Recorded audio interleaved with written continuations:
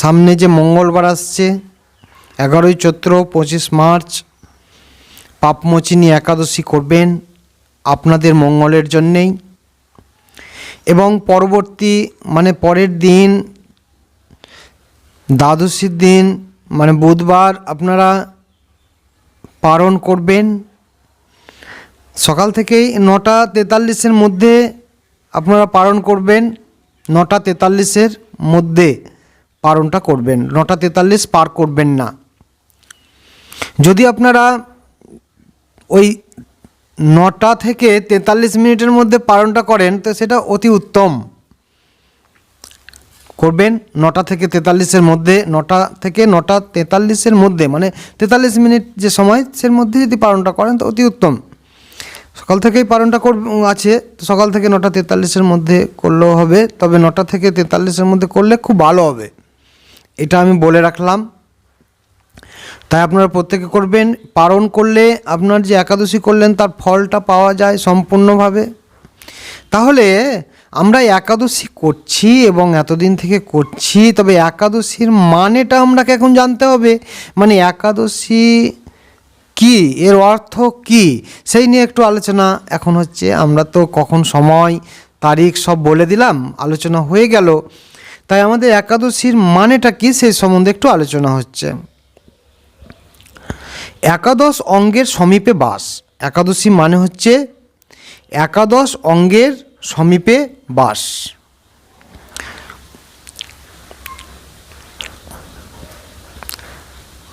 এটাই হলো একাদশীর উপবাস। একাদশীর উপবাস মানে একাদশ অঙ্গের সমীপে বাস। তবে একাদশ অঙ্গ হচ্ছে চক্ষু, কর্ণ, নাসিকা, জিহ্বা, ত্বক,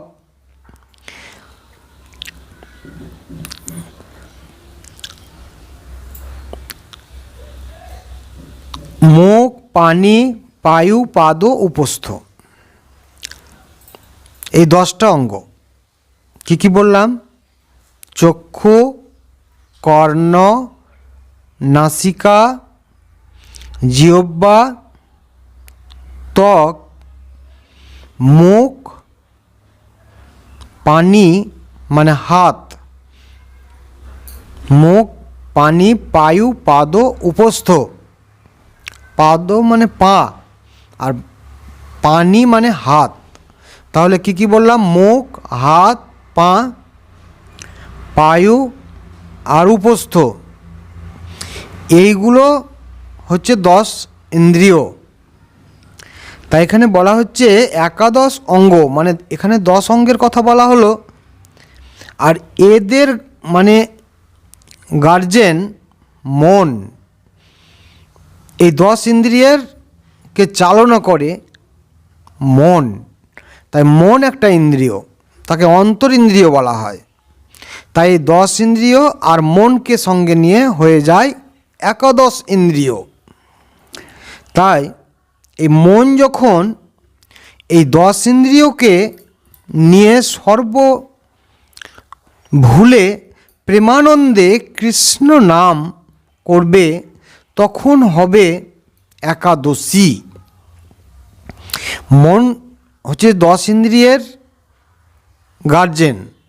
তাই মনটা যখন এই 10 ইন্দ্রিয়কে চালনা করবে, সব কিছু ভুলে শুধু ভগবানের নাম গুণ গানে প্রেমানন্দে কৃষ্ণ নাম করবে, তখন হবে একাদশী।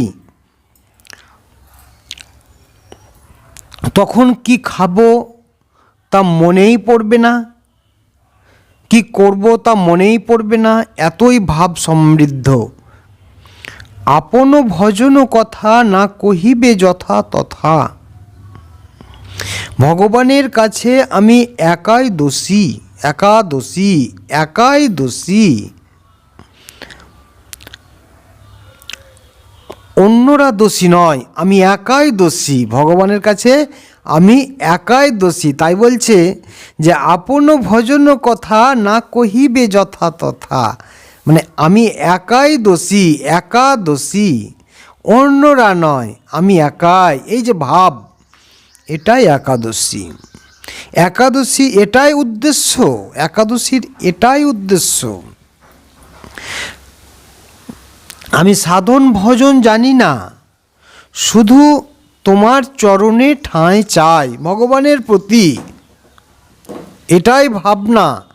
তাই একাদশীর দিন আমরা যদি এই একাদশ ইন্দ্রিয় দিয়ে ভগবানের প্রেমানন্দের নামগুণ গান করি, রাত্রি জাগরণ, রাত্রি দিন সর্বদা খাওয়ার কথা মনেই থাকবে না, অন্য কিছু কাজ করার কথা মনেই থাকবে না, এতই ভাব, মানে একাই আমি দোষী, এতই ভগবানের সঙ্গে যুক্ত, তাহলে মানে আমার ভাবটা থাকবে আমি একাই একাদশী। তাই এই যে একাদশ অঙ্গের সমীপে বাস, এইটার নামই হচ্ছে একাদশী। একাদশ অঙ্গ, আমাদের যে 10 ইন্দ্রিয় তাকে চালনা করবে মন। তাই মন দিয়ে যখন আমরা এই 10 ইন্দ্রিয়কে চালনা হবে এবং ভগবানের উদ্দেশ্যেই চালনা হবে, এটা কি বলা হয় একাদশী। মানে এটা তো আর অন্য কেউ করতে পারবে না, কে কতটা ভাবে করছে তা তো আমরা বলতে পারবো না। তাই আমি নিজে যখন এটা করতে পারবো, তাই এখানে বলা হলো আমি একাই দোষী।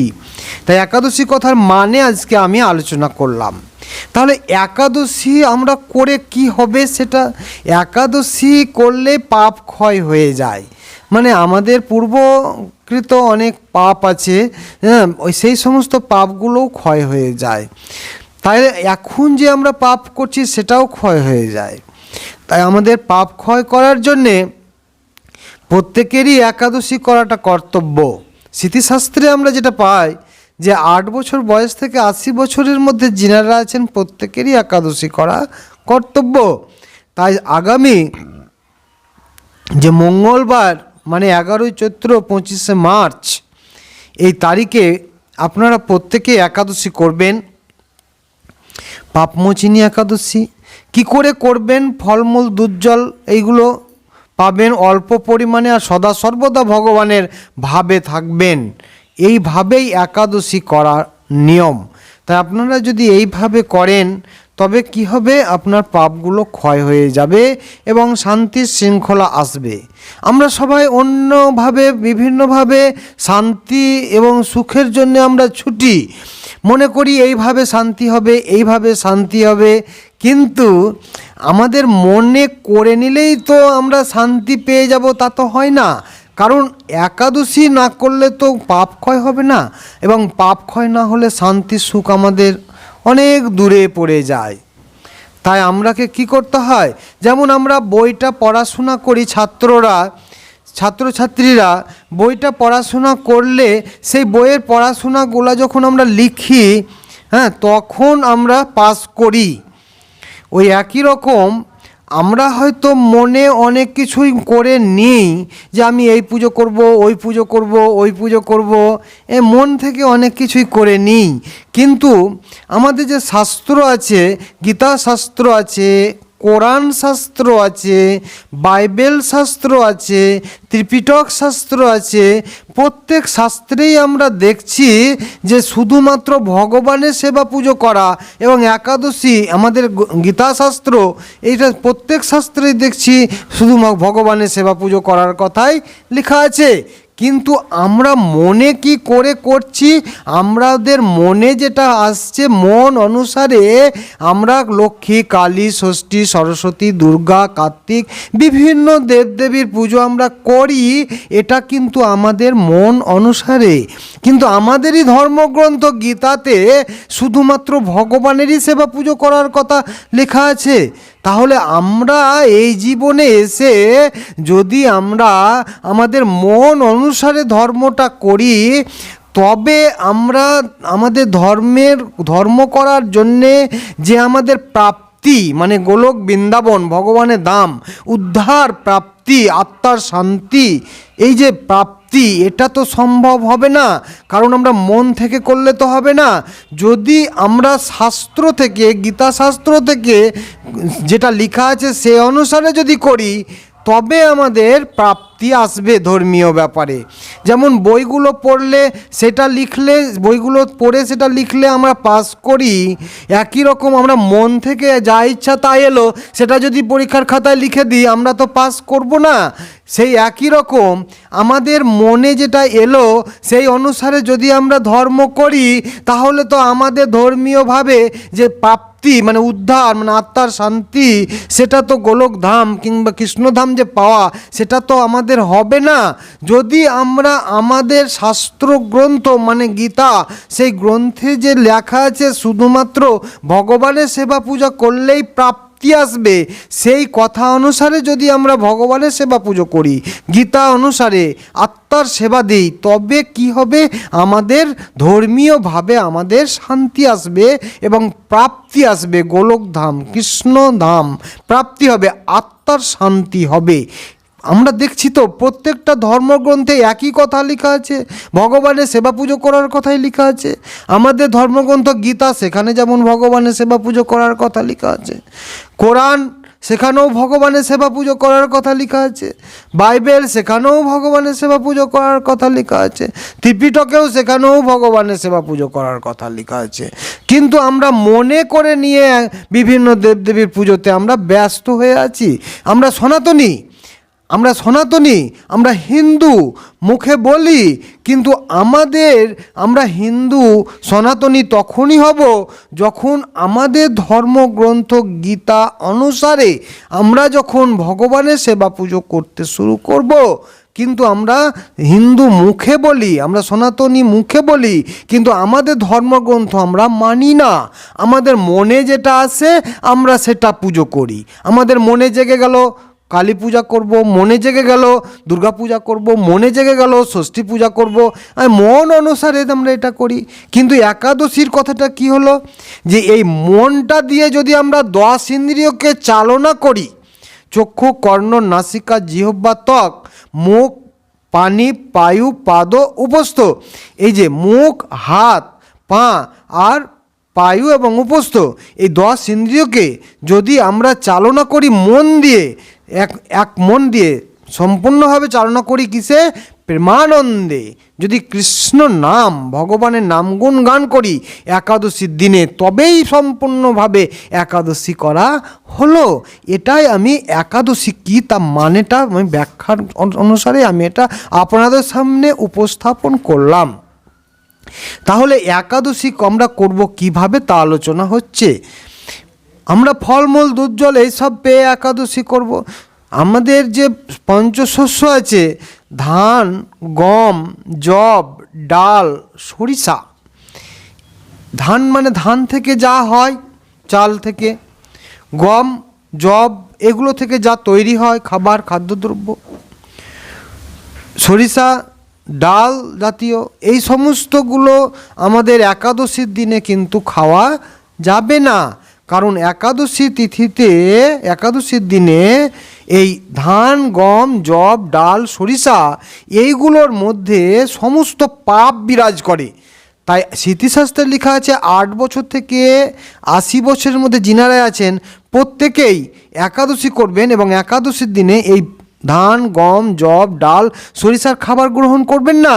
যদি গ্রহণ করেন আপনার মধ্যে পাপ ঢুকে যাবে, গ্রাসে গ্রাসে পাপ ঢুকে যাবে। তাই একাদশীর দিনে ফলমূল দুধ জল এইসবগুলো পেয়ে একাদশী করবেন অল্প আহার করে এবং ভগবানের নামগুণ গানে সদা সর্বদা থেকে, এইভাবে প্রত্যেকেই একাদশী করবেন। এই বলে আজকের যে একাদশীর কথা কেন করবেন, কিভাবে করবেন, কবে করবেন তা এখানে আলোচনা হলো। এবার একাদশীর যে মাহাত্ম্য তা আমি আপনাদের সামনে উপস্থাপন করছি। পাপমোচিনী একাদশীর মাহাত্ম্য। যুধিষ্ঠির শ্রীকৃষ্ণকে বললেন, হে জনার্দন, চৈত্র মাসের কৃষ্ণপক্ষের একাদশীর নাম ও মাহাত্ম্য কৃপা করে আমাকে বলুন। শ্রীকৃষ্ণ বললেন,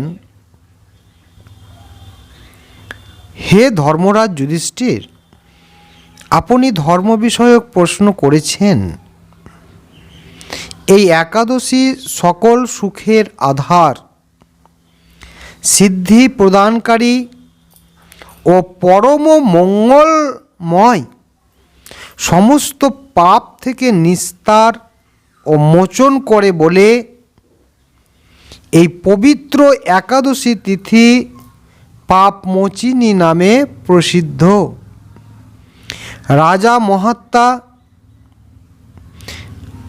রাজা মান্ধাত্তা একবার লোমস মুনিকে এই একাদশীর কথা জিজ্ঞাসা করেছিলেন। তার বর্ণিত সেই বিচিত্র উপাখ্যানটি আপনার কাছে বলছি, আপনি মনোযোগ দিয়ে তা শ্রবণ করুন। প্রাচীনকালে অতি মনোরম চৈত্ররথ পুষ্প উদ্যানে মুনিগণ বহু বছর ধরে তপস্যা করতেন।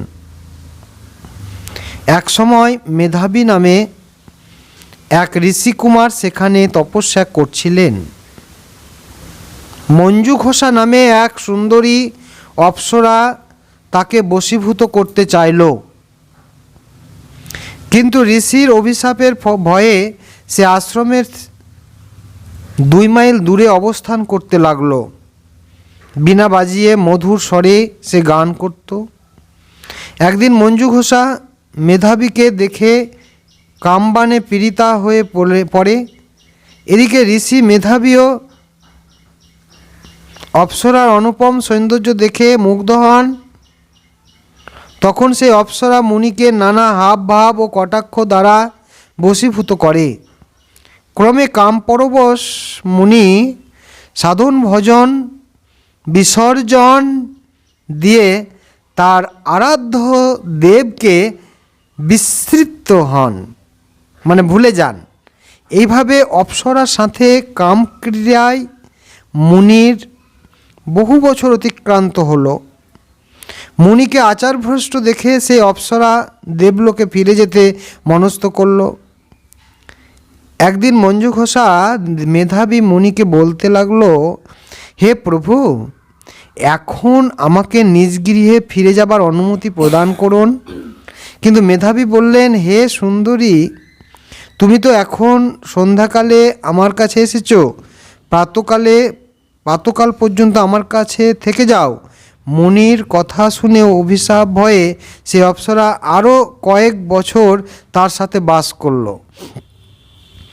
এভাবে বহু বছর, মানে 55 বছর 9 মাস 7 দিন অতিবাহিত হলো। দীর্ঘকাল অপ্সরা সহবাসে থাকলেও মেধাবীর কাছে তা অর্ধরাত্রি বলে মনে হলো। অতদিনটা অর্ধরাত্রি।